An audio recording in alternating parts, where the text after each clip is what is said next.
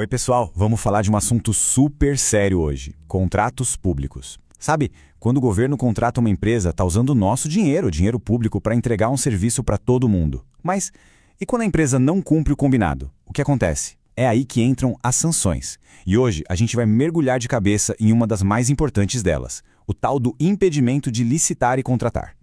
Pois é, essa é a pergunta de $1 milhão, né? Pensa só, uma obra que para no meio do caminho, um serviço que é feito de qualquer jeito, ou pior, uma fraude descarada. A administração pública que está ali gerenciando tudo isso precisa ter como se defender, como proteger o interesse de todo mundo. E essa defesa são as sanções.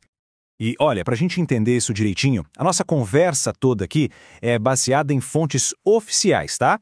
A gente está usando como referência o Manual Operacional de Gestão e Fiscalização de Contratos do próprio governo federal. Ou seja, a gente vai direto na fonte para entender as regras do jogo sem achismos. Então, antes de a gente entrar nos detalhes técnicos, é super importante a gente entender o porquê de tudo isso existir. Não é só para sair punindo empresa, não. O buraco é mais embaixo. A ideia é proteger uma coisa que é de todo mundo: o interesse público. Isso mesmo, o foco principal é cuidar do nosso dinheiro, o dinheiro dos impostos, o que a gente chama de erário, e, claro, fazer com que os serviços que foram contratados cheguem para a população com a qualidade que se espera. Então, quando se aplica uma penalidade, a ideia é, sim, reparar o dano, mas, principalmente, evitar que o mesmo erro aconteça de novo. Ok, e como isso funciona na prática? A nova lei de licitações, a 14.133, traz 4 tipos principais de sanção.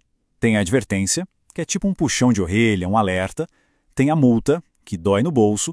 E aí vem as duas mais pesadas, as que realmente podem tirar uma empresa do jogo: o impedimento de licitar e contratar e a declaração de idoneidade. Elas podem até parecer a mesma coisa, mas olha, a diferença no impacto de cada uma é brutal. E hoje, nosso foco vai ser na primeira delas, o tal do impedimento. Beleza, então vamos direto ao ponto, ao coração da nossa conversa de hoje. Afinal, o que é essa sanção de impedimento e quando é que ela entra em cena? Imagina um jogo de futebol. O impedimento é como se a empresa levasse um cartão vermelho. Ela é expulsa do campo, só que temporariamente. A empresa que recebe essa punição fica proibida de participar de novas licitações, de fechar novos contratos com o governo por um tempo. É uma medida bem séria, viu? Só acontece quando a falha da empresa foi grave mesmo.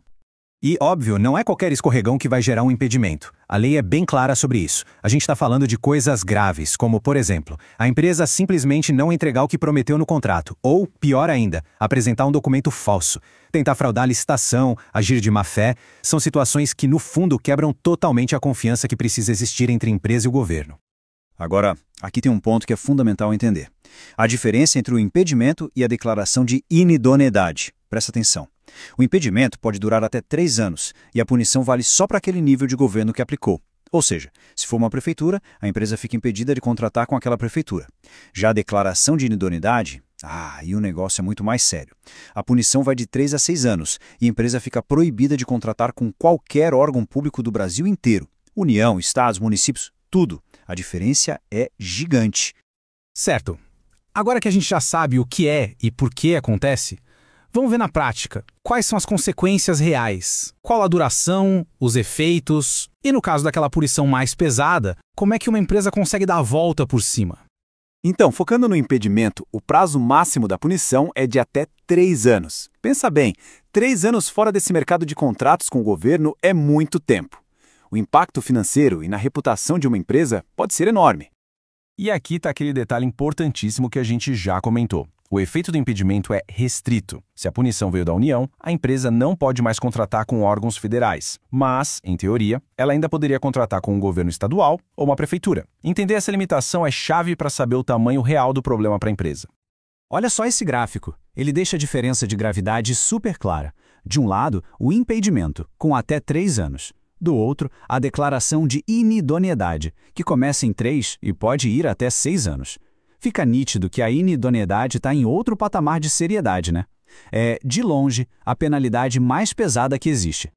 Ok, mas e aí? A empresa foi punida, como ela faz para voltar ao jogo? Bom, depende. Se foi a sanção de impedimento, o processo é até simples. Basta esperar o tempo da punição acabar. Cumpriu os, 2 ou 3 anos, tá liberada. Agora, Se a sanção foi a de inidoneidade, a mais grave, a história é bem diferente. Não é só sentar e esperar. Para poder voltar a contratar com o governo, a empresa precisa, primeiro, esperar o prazo mínimo de 3 anos, segundo, reparar todo o prejuízo que causou e terceiro, pagar a multa. Ou seja, tem que assumir a responsabilidade total pelo erro para só depois pensar em voltar.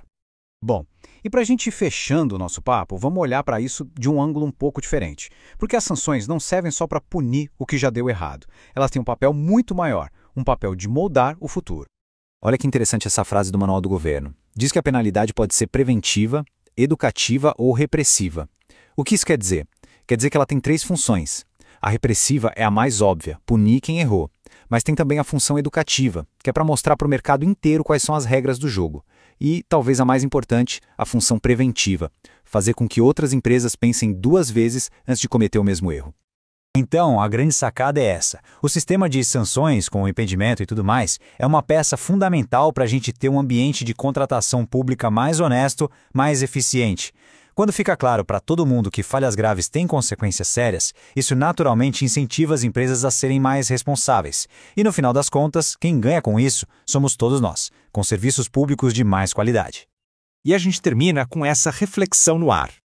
Como é que a gente encontra o equilíbrio perfeito entre punir quem erra e, ao mesmo tempo, criar um sistema que evite que os erros aconteçam? Esse é o grande desafio, porque a resposta para essa pergunta vai definir a qualidade das estradas, das escolas, dos hospitais, enfim, do país que a gente vai ter lá na frente.